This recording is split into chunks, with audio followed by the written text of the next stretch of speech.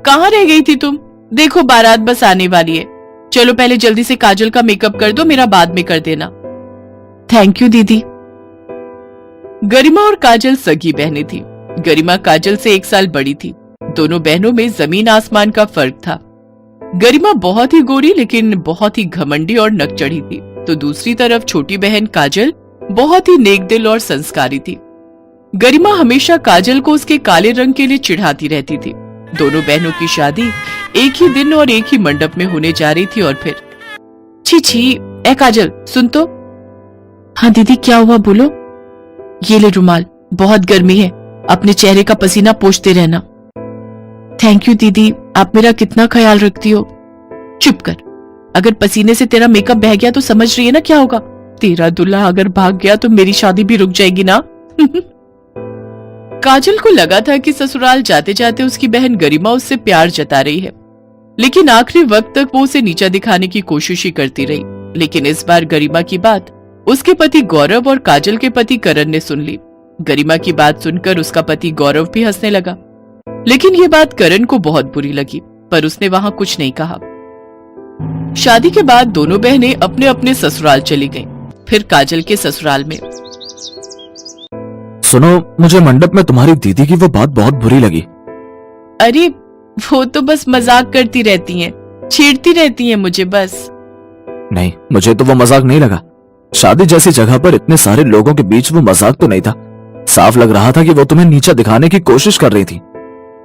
अपने पति करण की बात सुनकर काजल की आंखों में आंसू आ गए, क्योंकि गरिमा बचपन से ही उसका ऐसे ही मजाक बनाती थी। लेकिन काजल को एक बात का सुकून था कि उसका पति बहुत ही समझदार और अच्छा था। काजल अपने ससुराल में बहुत खुश थी। ऐसे ही करीब 1 साल बीत गया। दोनों बहनें अपने माता पिता से मिलने मायके आईं और फिर अरे काजल कैसी तू? मैं ठीक हूँ दीदी, आप कैसी हो? मैं तो एकदम बढ़िया हूँ। और तेरी गृहस्थी कैसी चल रही है? पति ठीक है तेरा? हाँ दीदी, मेरी जिंदगी तो संवर गई, वो बहुत ही अच्छे हैं। और आप सुनाओ, जीजा जी कैसे हैं? वो उनकी तो बात ही कुछ और है। सारा दिन मेरे इशारे पर नाचते रहते हैं, जो मैं कहती हूँ वो लाकर देते हैं मुझे। ये देख, शादी की पहली सालगिरह पर उन्होंने मुझे सोने की अंगूठी लाकर दी है। वैसे तेरे पति ने क्या दिया तुझे? मेरे पति ने भी मुझे अंगूठी लाकर दी है। ये देखो दीदी। चांदी की अंगूठी। अरे एक तो तेरे पति ने तुझे ये 200 रुपए की अंगूठी पहनाकर उल्लू बना दिया, और दूसरा जरा अपना हाथ तो देख, काली उंगली पर चांदी की अंगूठी। ऐसी लग रही है जैसे किसी तवे पर आटा गिरा दिया हो किसी ने। जरा मेरी अंगूठी देख, गोरी गोरी उंगली पर पीली पीली सोने की अंगूठी, कितनी फब रही है। काजल अपने पति की बुराई सुनकर आग बबूला हो रही थी, लेकिन उसने अपनी बड़ी बहन को कोई जवाब नहीं दिया। काजल जब तक मायके में रही तब तक गरिमा उसे किसी न किसी बात पर नीचा दिखाने की कोशिश करती ही रही। दरअसल गरिमा का पति अच्छी नौकरी करता था, इसलिए उसने अपनी पत्नी गरिमा को सोने की अंगूठी लाकर दी थी, जबकि काजल का पति उतना अमीर नहीं था। फिर कुछ दिनों के बाद दोनों बहनें अपने ससुराल लौट गईं। काजल को उदास देखकर उसके पति ने उससे पूछा, क्या बात है काजल, तुम मायके से इतनी दुखी होकर क्यों आई हो? कुछ हुआ क्या वहाँ? करण के इतना पूछते ही काजल जोर जोर से रोने लगी। सब कुछ जानने के बाद करण को बहुत बुरा लगा और फिर अगले दिन। काजल कहाँ हो? अभी आई। हाँ, ये क्या ले आए जी?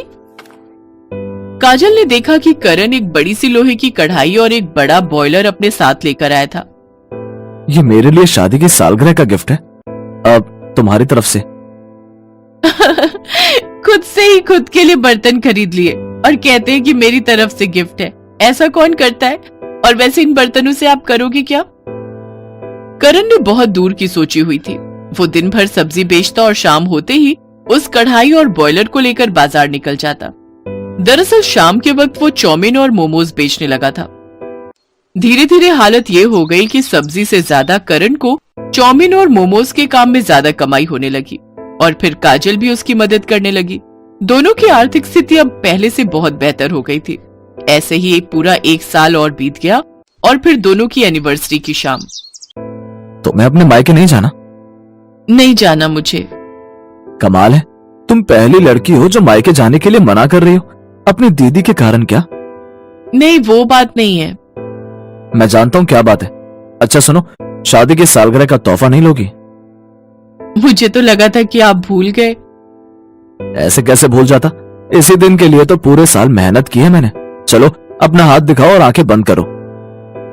जैसे ही काजल ने आंखें बंद की, करण ने उसकी उंगली पर एक अंगूठी पहना दी। फिर जैसे ही काजल ने आंखें खोली तो बुरी तरह चौंक गई। करण ने उसे चमचमाते हीरे की अंगूठी जो पहनाई थी। क्यों, अब जाना है मायके? हाँ जी, अब तो जरूर जाऊंगी। खुशी के मारे काजल ने करण को गले से लगा लिया और अगले दिन वो अपने मायके के लिए निकल गई, जहाँ गरिमा पहले से ही बैठी थी। उसने काजल को देखते ही कहा, अरे काजल, कैसी है तू? और क्या दिया करण ने इस बार तुझे? एक और चांदी की अंगूठी पहना दी क्या? नहीं दीदी, आपने ठीक ही कहा था कि मेरी काली उंगलियों पर चांदी की अंगूठी तो अच्छी नहीं लग रही थी, पर ये हीरे की अंगूठी खूब जच रही है। देखो ना, मेरा इस बार का एनिवर्सरी गिफ्ट। जैसे ही काजल ने अपना हाथ आगे बढ़ाया तो गरिमा के चेहरे का रंग उड़ गया। उसे कुछ समझ नहीं आ रहा था। वो चुपचाप वहां से चली गई। काजल ने अपनी अंगूठी को देखा जिसमें उसे करण नजर आया और उसके चेहरे पर भी गर्व भरी मुस्कान थी।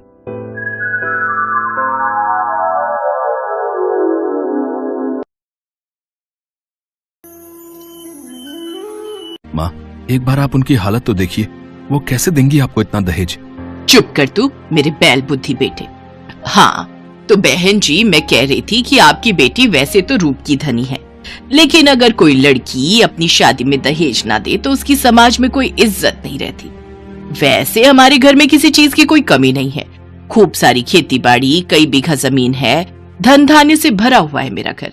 लेकिन आप जो भी दहेज में देंगी उस पर तो आपकी बेटी ही राज करेगी ना। जी, वैसे तो मैं आपको सर्वगुण संपन्न अपनी इकलौती बेटी सौंप रही हूँ, लेकिन फिर भी आप चाहती हैं तो बताइए क्या मांग है आपकी? ज्यादा कुछ नहीं, बस 3 लाख नगद, एक मोटरसाइकिल और हमारे लिए सोने की चेन, और साथ में हमारे सभी रिश्तेदारों के लिए कपड़े। बस, इससे ज्यादा हमें कुछ नहीं चाहिए। बेचारी गरीब आशा अपनी बेटी रजनी को बड़े घर में भेजने के सपने बुनने लगती है, लेकिन शकुंतला की बातें सुनकर वो परेशान हो जाती है। लेकिन फिर अपनी बेटी को बड़े घर में जाते देख वो उनकी शर्त मान लेती है। इसके बाद शकुंतला रिश्ता पक्का कर अपने बेटे के साथ वहाँ से चली जाती है। माँ, कहाँ से लाएंगी आप इतना दहेज? क्या जरूरत थी उनकी शर्त मानने की? आज तक आप दूसरों के घरों में बर्तन मांजकर तो मुझे पाल रही हैं। हम खुद के लिए तो इस एक झोपड़ी के अलावा कुछ नहीं बना पाए, तो फिर कहाँ से लाएंगे हम इतना पैसा? तू बिल्कुल भी चिंता मत कर मेरी बच्ची। मैं नहीं चाहती जो दुख मैंने झेले वो तुझे भी झेलना पड़े। अब चाहे तेरी इस गरीब माँ का बाल बाल भी कर्जे में क्यों न डूब जाए, पर वो तुझे उस बड़े से घर में भेज कर ही रहेगी।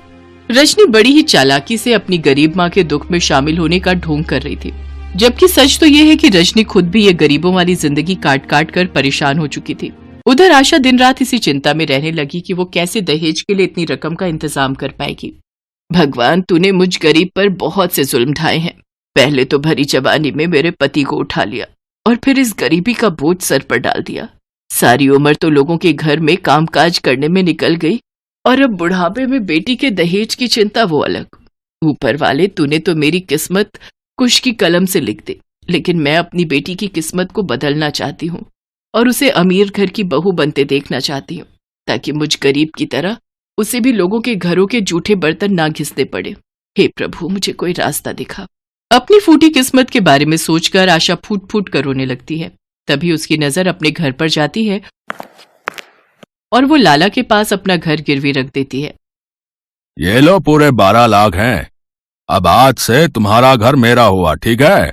मुझे मंजूर है लाला जी, लेकिन कृपा करके मेरी बेटी की शादी और विदाई के बाद पग फेरों की रस्म तक मुझे वहाँ रहने देना। उसके बाद मैं कहीं न कहीं अपना ठिकाना ढूंढ ही लूंगी। ठीक है, इसमें मुझे कोई आपत्ति नहीं। इसके बाद आशा 10 लाख रुपए शकुंतला को दहेज के लिए दे देती है और बाकी बचे 2 लाख से अपनी बेटी की शादी कर देती है। बेटी की विदाई के बाद आशा अपने घर को देखकर फूट फूट कर रोने लगती है। फिर अगले दिन एक शानदार महंगी गाड़ी उस गरीब की कुटिया के आगे रुकती है। अपने दिन बदलने के साथ साथ रजनी का स्वभाव भी एक दिन में ही बदल गया। मेरी बच्ची, तू आ गई। मेरा कलेजा कब से तुझे अपने सीने से लगाने को तड़प रहा था। मेरे गले लग जा। माँ, ये गुड़मक्खी का खेल पसंद नहीं मुझे, और ये मेरी ये नई साड़ियों चिपक कर अब खराब मत कर देना। ये तुम अपनी माँ से किस तरह बात कर रही हो? रहने दीजिए दामाद जी, अब मेरी बेटी अमीर हो गई है तो शायद इसलिए वो अपनी माँ के उस गरीब आंचल को भूल गई जिसकी छावों में वो पली बड़ी हुई है। अपने एहसान गिनाना बंद करो माँ, वो सब करना तो आपका फर्ज था। गगन, अब तो मुझे इस छोटे से घर में घुटन हो रही है, चलिए अब यहाँ से। ये कहकर रजनी अपने पति के साथ वहाँ से चली जाती है। अपनी बेटी के इस रूखे बर्ताव से आशा का मन टूट जाता है और वो उदास होकर जमीन पर बैठ जाती है। तभी वहाँ लाला पहुँच जाता है। अरे अब चलो उठो भी आशा देवी, अब तो तुम्हारी बेटी की विदाई भी हो गई और उसके पख फेरे भी। अब तो मेरा घर खाली करो। इस तरह बेचारी गरीब आशा को अपनी बेटी की शादी अमीर घर में करने के बदले में बुढ़ापे में वनवास भोगना पड़ता है। एक ही झटके में उसके सर से छत छिन जाती है और आशा को दर दर की ठोकरें खानी पड़ती है। वहीं दूसरी ओर रजनी अपनी गरीब माँ के दुख दर्द को भूलकर अमीरी के नशे में चूर होकर दिन रात पार्टियां करती है। देखो ये मेरी नई ड्रेस कैसी लग रही है। पता है मेरा कब से मन था इस ड्रेस को खरीदने का, आज जाकर मैंने इसे खरीद लिया। और ये देखो माँ जी ने अपने गोल्ड के इयररिंग्स भी दे दिए मुझे इसके साथ पहनने के लिए। अब एक बात पूछूं, क्या तुम्हें तुम्हारी माँ की बिल्कुल भी याद नहीं आती? उनका ख्याल नहीं आता? पग फेरे के बाद तुम एक बार भी उनको देखने नहीं गई? ओ प्लीज गगन, अब तुम फिर से मुझे ये ममता का लेक्चर देना शुरू मत कर देना। अब मैं दोबारा उस गरीबी के लम्हों को याद नहीं करना चाहती और न ही उस छोटे से घर में जाना चाहती हूँ। तुम जानती हो रजनी, तुम्हारी माँ ने तुम्हारी शादी अमीर घर में करने के लिए कितने दुख उठाए हैं। खुद भूखा रही होंगी, तब तुम्हारा पेट पाला होगा। बीमार होने पर भी लोगों के घरों में जाकर जूठे बर्तन धोए हैं। तुम्हारी पढ़ाई के लिए न जाने कैसे एक एक रुपया जोड़ा होगा। और फिर जब तुम बड़ी हुई तो तुम्हारी शादी करवाने के लिए उन्होंने अपने इकलौते सहारे अपने घर को भी गिरवी रख दिया। गगन के मुंह से ये बातें सुनकर रजनी टूट जाती है और वो रोने लगती है। माँ ने मेरी खुशियों के लिए कितना कुछ किया और मैं कभी ये सब देख ही नहीं पाई। और तो और मेरी खुशी के लिए उन्होंने बुढ़ापे की उम्र में अपने सिर से छत तक बेच दी। ना जाने अब वो किस हाल में होगी, भूखी प्यासी कहाँ भटक रही होगी। मुझे अपनी माँ को ढूंढना ही होगा। फिर रजनी अपने गांव पहुंचकर सभी के घरों का दरवाजा खटखटाकर अपनी माँ को ढूंढती है, लेकिन वो उसे कहीं नहीं मिली। गगन, मैंने अपनी माँ को सब जगह ढूंढा लेकिन वो मुझे कहीं नहीं मिली। मेरी माँ को बोलो ना वो जल्दी से मेरे पास आ जाए। उनकी बेटी उनको बहुत याद कर रही है, मैं उनके बिना नहीं रह सकती। संभालो अपने आप को रजनी, सब कुछ भगवान पर छोड़ दो। हे दुर्गा माँ, आज ये बेटी अपनी माँ से मिलने के लिए तड़प रही है। इस अभागी को अपनी माँ से मिला दे माँ, मिला दे। मैं अपने हाथों से प्रसाद बनाकर मंदिर में बांट कर आऊंगी माँ। इसके बाद रजनी अपने हाथों से हलवा बनाती है और मंदिर में बैठे भिखारियों को बांटने जाती है। मंदिर के बाहर बैठे भिखारियों में उसकी माँ आशा भी होती है। रजनी भिखारियों में हलवा और पैसे बांट रही होती है कि तभी वो एक बूढ़े भिखारी से कहती है, ये लो बाबा प्रसाद और ये कुछ पैसे आपके काम आएंगे। सुखी रहो बेटी। बाबा, अब यह अभागन तभी सुखी हो पाएगी जब वो अपनी माँ से मिलेगी। दुर्गा माँ से मेरी माँ के मिलने की दुआ करो बाबा। दुर्गा माँ किसी को अपने दरबार से खाली नहीं जाने देती। आज वो तुम्हें जरूर अपनी माँ से मिलवाएंगी। उनकी ये सारी बातें उन भिखारियों के बीच बैठी आशा सुन लेती है। वो जैसे ही अपनी बेटी को अपनी ओर आता देखती है तो झट से अपने तन पर फटी मैली चादर से अपना चेहरा ढक लेती है। लेकिन तभी रजनी की नजर उस पर पड़ जाती है। माँ दुर्गा की कृपा से तुम मुझे मिल गई। माँ, मैंने तुम्हें कहाँ कहाँ नहीं ढूंढा। अपनी बेटी का घर बसाने के लिए माँ का खुद का घर छूट गया। अपनी स्वार्थी बेटी को माफ कर दो माँ। घर चलो माँ। घर तो चला गया बेटी, जो खोया है वो लौट आएगा माँ। अब चलो मेरे साथ। इसके बाद रजनी अपनी माँ को अपने घर ले जाती है और उसे अपने पास रखकर उसकी खूब सेवा पानी करती है। गगन भी आशा का एक बेटे की तरह ख्याल रखता है और उसकी हर जरूरत को पूरा करता है। Best buddies. Hello friends. Thanks for watching this video. अगर आपको ये वीडियो पसंद आया है तो प्लीज लाइक, सब्सक्राइब, कमेंट्स करें इस वीडियो पर और हाँ, शेयर करना भी ना भूलें। और भी मजेदार वीडियो देखने के लिए नीचे दिए गए बेल आइकॉन को दबाएं। देखते रहिए बेस्ट बडीज।